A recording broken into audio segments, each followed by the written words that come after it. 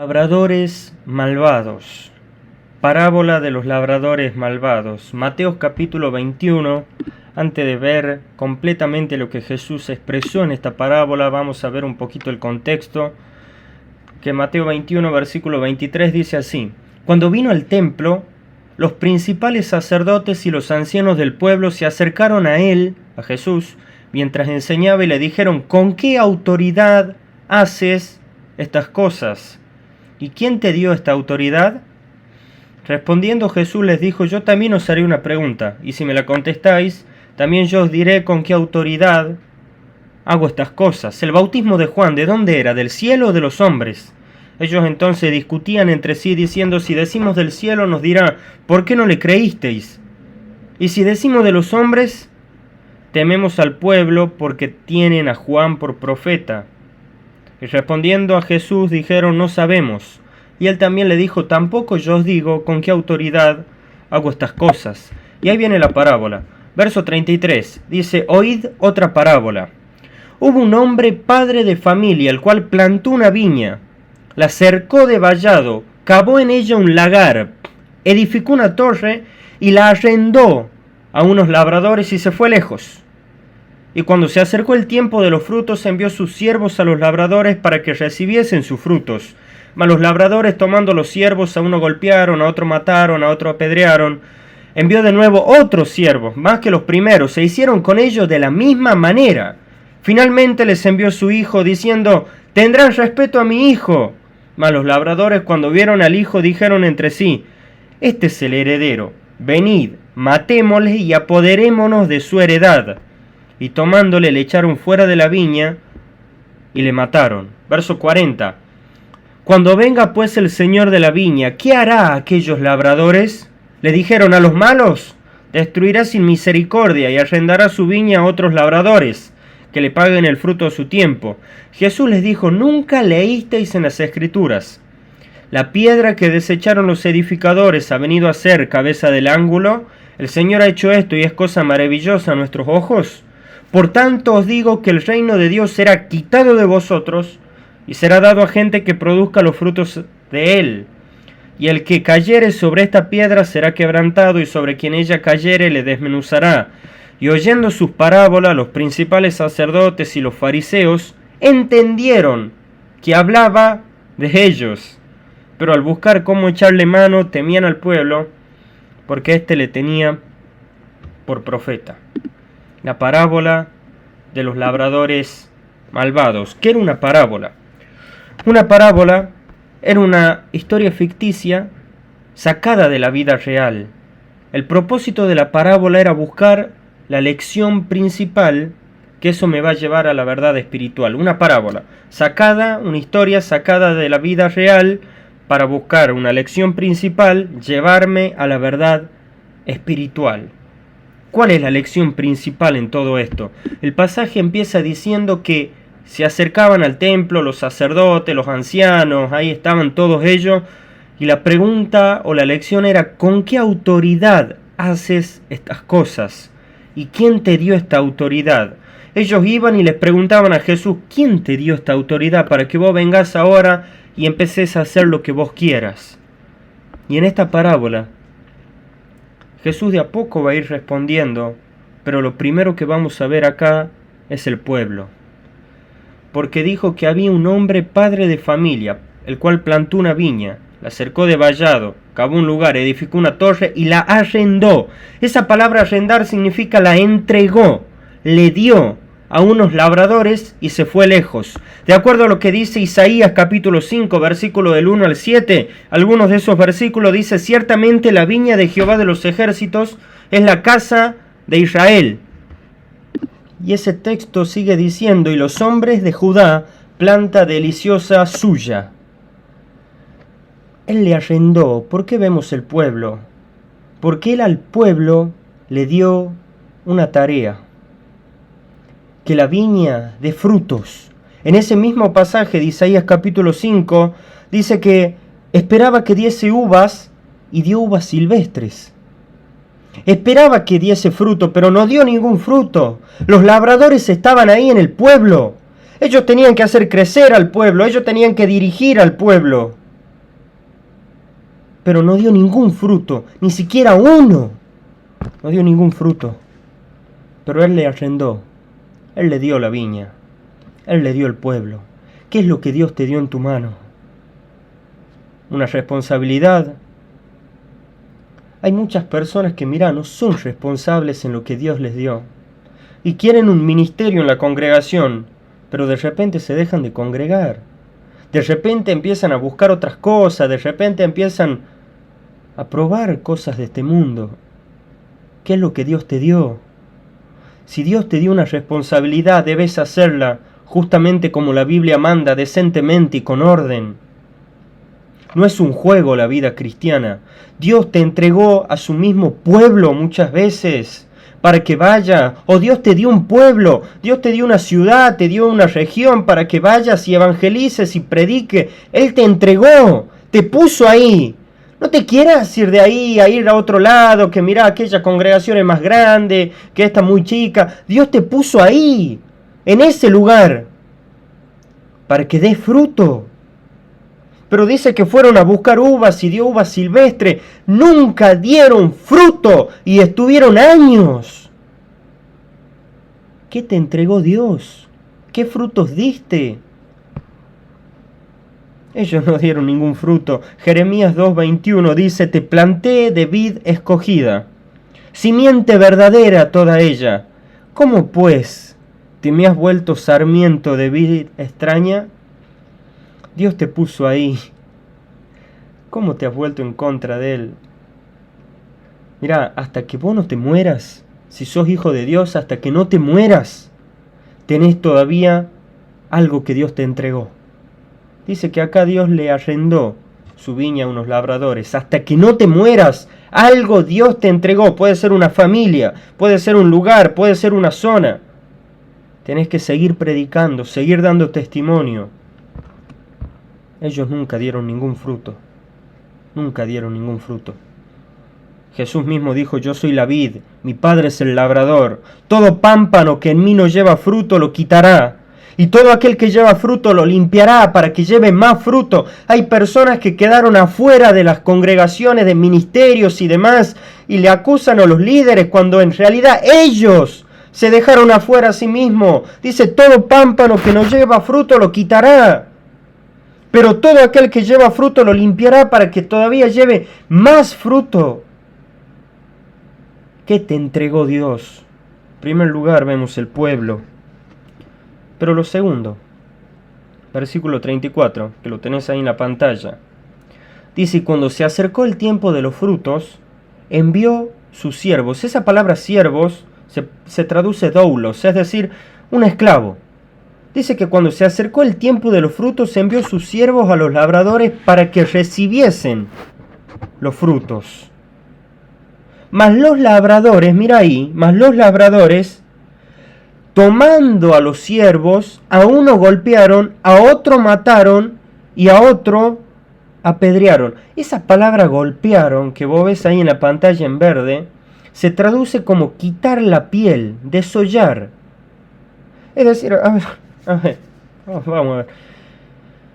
Él envía a los siervos y cuando ellos van a buscar fruto, dice: a uno golpearon, y nosotros decimos: bueno, lo golpearon. Escucha, a uno lo acribillaron, le quitaron la piel, le hicieron pasar de lo peor. Lo primero que vemos es el pueblo. Lo segundo que vemos son los profetas. Los profetas estuvieron dispuestos a darlo todo. Todo lo dieron, todo. Jeremías ahí, ¿cuántas veces no lo hicieron sufrir en una cárcel, en una cisterna, en todo lado, injustamente? Él mismo dijo en Jeremías capítulo 20: ya no quiero hablar más, porque cada vez que hablo me va mal. Todos los que están en este pueblo peor me tratan. Pero él dijo: había un fuego dentro de mí que no me dejaba y tenía que seguir y seguir. Uno puede recordar ahí a tantos hombres de Dios, los profetas del Señor, que dieron la vida en las páginas de la Escritura. La misma Biblia dice en Hebreos capítulo 11, versículo 36, que otros experimentaron vituperios, azotes y además de estos prisiones y cárceles. fueron apedreados, fueron aserrados. Cuando utiliza en Hebreos 11 la palabra aserrado se refiere a Isaías, que Isaías por predicar fue cortado por la mitad. El profeta Zacarías, se acuerda uno, que en el mismo templo fue apedreado por denunciar el pecado de los líderes religiosos. Los profetas, los siervos del Señor. Dice, de los cuales el mundo no era digno, dice Hebreos 11, errando por los desiertos, por los montes, por las cuevas, por las cavernas. Y todo esto, dice, aunque alcanzaron buen testimonio mediante la fe, no recibieron lo prometido, proveyendo Dios alguna cosa mejor para nosotros, para hoy, para mí, que somos tan desagradecidos con Él, para que no fuesen ellos perfeccionados aparte de nosotros. El pueblo, los profetas, que eran sus siervos. Pablo mismo dijo, yo soy siervo de Jesucristo. Ese es mi título, dice Pablo, un siervo de Jesucristo. ¿Cuál es la palabra? Doulos, un esclavo soy de Cristo. Es que como dijo aquel predicador, los siervos del Señor no son los que se paran en un púlpito y empiezan a predicar y empiezan a hablar, se bajan y no hacen nada. El siervo es aquel que está dispuesto a ir a limpiar un baño. El siervo es aquel que está dispuesto a barrer toda la iglesia, a limpiar la cocina, a servir al otro, a lavarle los pies al otro, como enseñó el Señor, sirviéndole de esa manera en su iglesia local. Es que un siervo está dispuesto porque sabe que es un esclavo. Ay, yo no entiendo cómo en las congregaciones hay personas que vos ves que no viven para el Señor. Y la Biblia dice, fuiste comprado por precio. Si fuiste comprado, debes vivir para Él. Fuiste comprado por Él. Si fuiste comprado, no podés vivir como vos quieras. Tenés que vivir para aquel que te compró. Estos eran unos siervos, unos esclavos, que decían, Señor, acá estamos. El pueblo los despreció. Los profetas fueron despreciados, pero después vemos el pueblo, los profetas, y ahora vemos la persona. ¿Qué persona? El verso 37 me dice que es la persona del Hijo.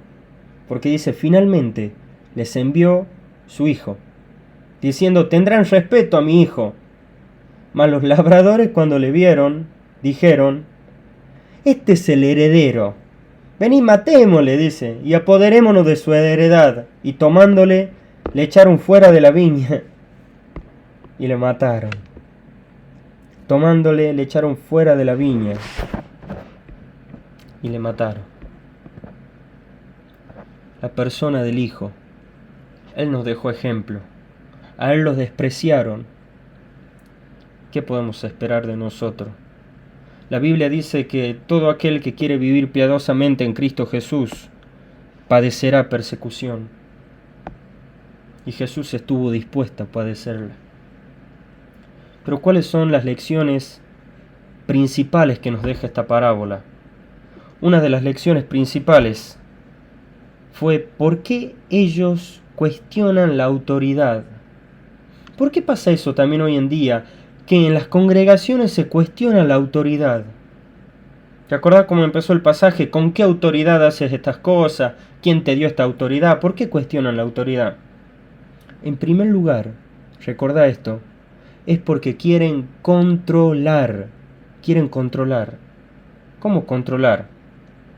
Mira lo que dice el verso 38, que lo tenés en tu pantalla. Mas los labradores, cuando vieron al Hijo, dijeron entre sí, este es el heredero. Venid, matémosle y apoderémonos de su heredad. El mismo pasaje, pero paralelo a ese en Lucas capítulo 20, le dijeron, venid, matémosle para que la heredad sea nuestra. Ellos lo que querían era controlar. Querían controlar todo. Querían ir más allá de lo que incluso el Señor mismo había establecido. Que sean unos siervos. No, los líderes religiosos querían controlar todo. Uno se piensa, o ¿cómo te lo digo? A ver, uno piensa solamente en esto y se pregunta, en la vida política, ¿por qué pasa lo mismo? Vos decís, acá en Argentina se dice que una persona está salvada cuando económicamente ya está para todo el viaje, digamos.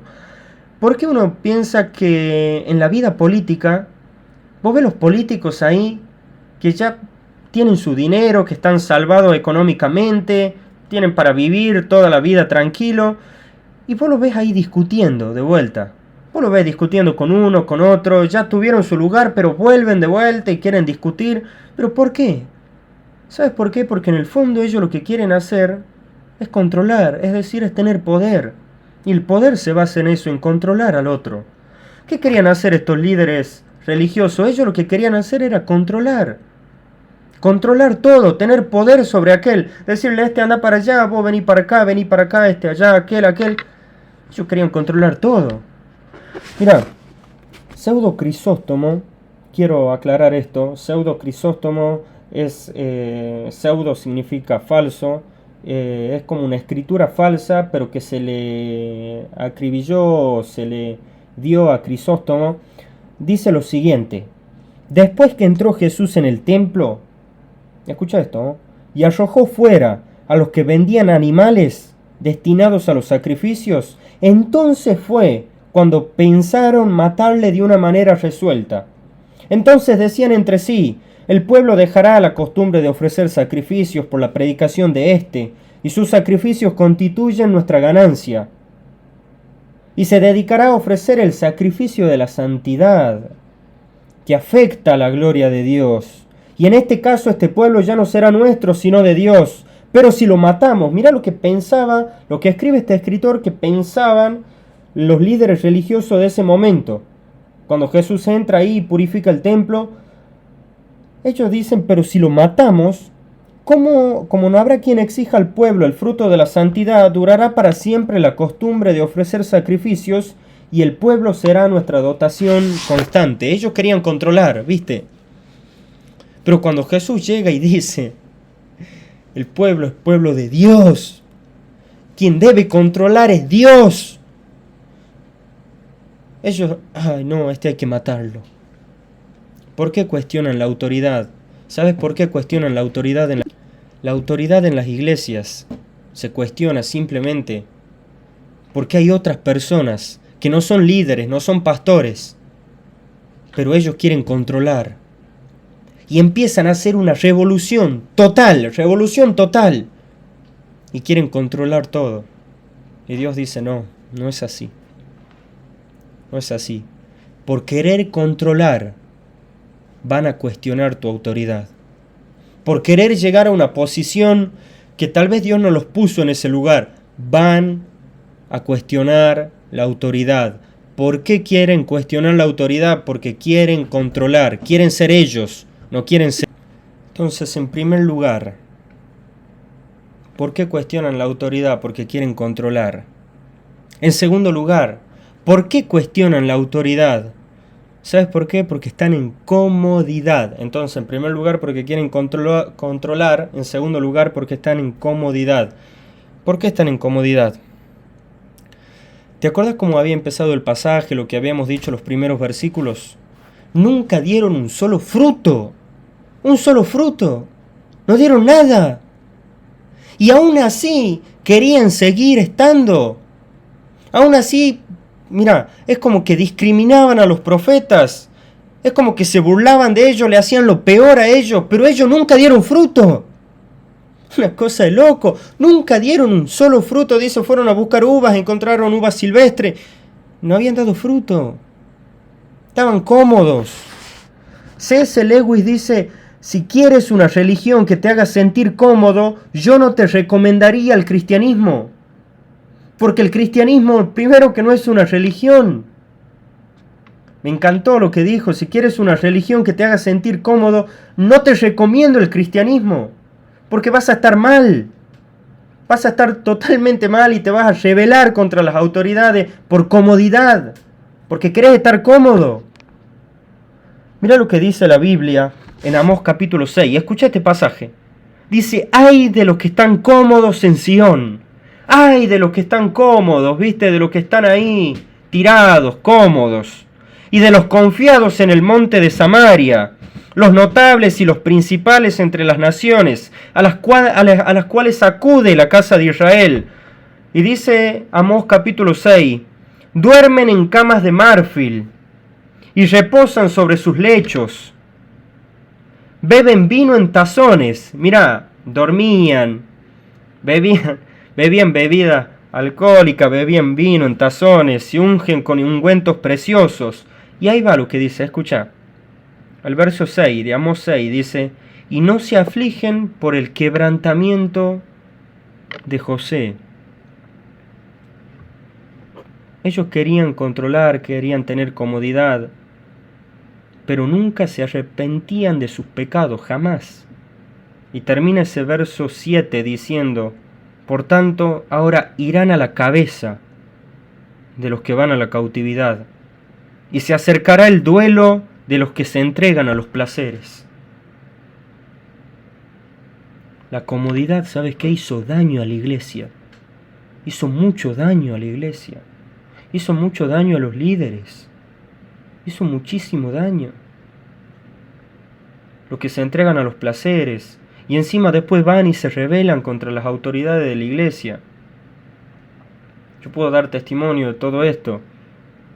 Cuando uno veía que venían personas simplemente a cuestionar, a criticar, como cierta raíz de amargura que brotaba, y la descargaban contra nosotros.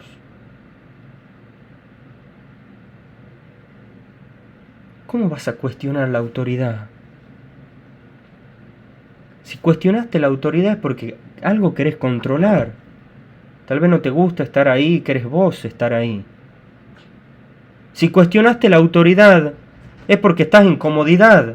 Porque ¿qué hacían los profetas? ¿Qué hacía Jesús? ¿Qué hacían todos ellos? Los sacaban de la comodidad. No los dejaban estar ahí, envueltos en la comodidad donde ellos siempre estuvieron y nunca dieron un solo fruto. ¡Ay, eso los mató! Tanto fue así que lo mataron. A los profetas, a los apóstoles, al mismo Señor Jesucristo. La comodidad arruinó la iglesia. Hay personas que ni leen la Biblia. Mató la comodidad. Todo eso. ¿Cuándo fue la última vez que entregaste un folleto? Y yo estoy para estudiar la Biblia nada más. Y yo estoy para otras cosas. Y el que pasa al lado tuyo se va al infierno. Y a vos eso parece que no te hace nada. Claro, estás cómodo. Si estás así, estás muy cómodo. Estás hermosamente cómodo. Que pronto vas a ir a la cabeza de la cautividad. Ellos querían controlar. Ellos estaban cómodos. Pero ¿por qué cuestionan la autoridad? En tercer lugar, porque querían condenar. ¿Qué dijeron ellos? Ah, mira, este es una cosa, este es el otro. Matemos a este, golpeemos a este, apedreemos a este. Finalmente dice que mataron al hijo. Finalmente mataron al hijo. Jesús no vino al mundo para condenar. Ellos querían controlar. Ellos querían estar cómodos. Pero ellos querían condenar. Entonces, por medio de esto, cuestionaron la autoridad de Cristo. Cuestionan la autoridad, después cuestionaron la autoridad, o primeramente de los profetas, de Cristo, de los apóstoles, y hoy cuestionan la autoridad de los líderes, de los pastores, de las personas y los siervos que Dios levantó para la gloria de su nombre. Empiezan a condenarlos. Si este es lo peor que hay, este es un soberbio, mira aquel, ¿cómo va? Empiezan a cuestionar y a condenar. Vos sabés que hay una parábola, dado que esta habla de la viña, hay una parábola similar que me llama mucho la atención, muchísimo me llama la atención. En Lucas capítulo 13, versículo del 6 al 9, que dice que Jesús les dijo la parábola de que un hombre tenía una higuera plantada en una viña, o en su viña, y vino a buscar fruto en ella y no lo halló. Y dijo al viñador: he aquí hace 3 años que vengo a buscar fruto en esta higuera, y no lo hallo, córtala. ¿Para qué inutiliza también la tierra? Él entonces respondiendo le dijo: Señor, déjala todavía este año, hasta que yo cabe alrededor de ella y la abone, y si no diere fruto, bien, y si no, la cortarás después. ¿Por qué digo que me llama la atención? Porque, como cierto predicador comentó una vez, este predicador decía que algunos estudiosos más de la escritura, ellos decían que cuando habla de que 3 años vino a buscar fruto en ella y no lo halló, habla de que Jesús vino el primer año de su inauguración, cuando Jesús recién salía al ministerio, vino a buscar fruto en su pueblo y no lo halló. Después vino en el año de la popularidad, vino a buscar fruto y no lo halló. Pero después, en tercer lugar, vino en el año en el que él ya estaba por partir, por morir en la cruz, y no lo halló. Y me impactó esa parte cuando dice, córtala. ¿Para qué inutiliza también la tierra? ¿Cuántas veces desde el corazón uno tal vez dijo, pero este hermano da dolores de parto? ¿Por qué sigue inutilizando la iglesia? ¿Por qué? Y ahí vos ves el corazón de Dios. Porque la Biblia dice que es como que si Dios estuviera hablando. Déjala todavía este año. Es como diciendo, ya sé que no dio fruto, ya sé que inutiliza la tierra. Pero a pesar de todo ello, Dios es grande en misericordia. Y te da una oportunidad más. Dice, pero cortala, ¿para qué va a inutilizar la tierra? No, vamos a darle un año más. Tal vez para que se arrepienta, tal vez para que vuelva. Los demás, ¿te acordás? Condenaban. Jesús no vino a condenar. Vino a dar oportunidades. Vino para que el mundo sea salvo por Él. Para que vos te entregues a Él. Para que ya no luches con Él, no luches. Para que vos estés tomado de la mano de Él. Y la Biblia dice, ¿te acordás que de tal manera amó Dios al mundo, que ha dado su Hijo unigénito, para que todo aquel que en Él cree no se pierda, mas tenga vida eterna? Pero el pasaje que sigue dice, porque no vino Él a condenar al mundo, sino para que el mundo sea salvo por Él. Y Jesús todavía te está esperando. Vení en arrepentimiento a Él si vos viste que no estás dando fruto. Viví para su gloria y búscalo de todo corazón. Y si tal vez no tenés a Cristo, la mejor elección que harás, mi amigo, será recibir a Jesucristo como tu Salvador y decirle, Señor Jesús, acá estoy, acá está mi vida. Creo que has muerto en la cruz del Calvario por mí. Él murió por vos. No se quedó ahí, resucitó, hoy está vivo. Decile, creo que has muerto por mí, por mi pecado. Te pido que me salves. Te pido que me des la vida eterna. Y tal vez esta sea la última oportunidad que tengas de venir a Él. Vení a Él, entregate. Quita toda incredulidad, depositala sobre Él y viví para su gloria. Que Dios te bendiga y que sea hasta el próximo video que podamos hacer.